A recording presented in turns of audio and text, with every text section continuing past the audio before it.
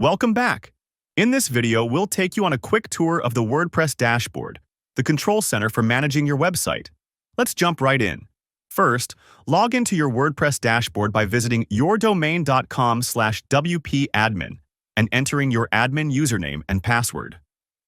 Once logged in, you'll be greeted by the WordPress dashboard. The dashboard is your hub for managing your site. Here's a quick overview of the key sections. At a glance, this widget shows basic stats about your site, like the number of posts, pages, and comments. Quick Draft.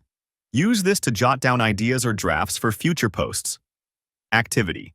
See recent activity, like comments and scheduled posts. On the left-hand side, you'll find the main menu, which gives you access to all WordPress features. Posts. Create and manage blog posts.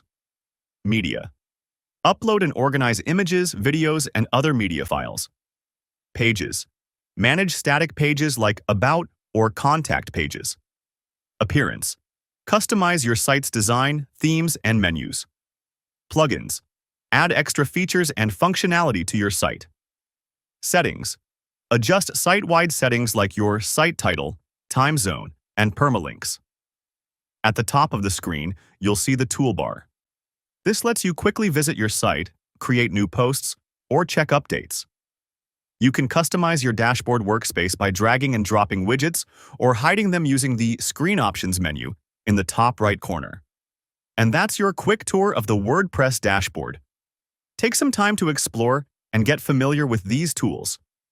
In the next video, we'll dive into setting up WordPress on localhost. We'll explain what localhost is, why you might use it, and how to get started. See you in the next video.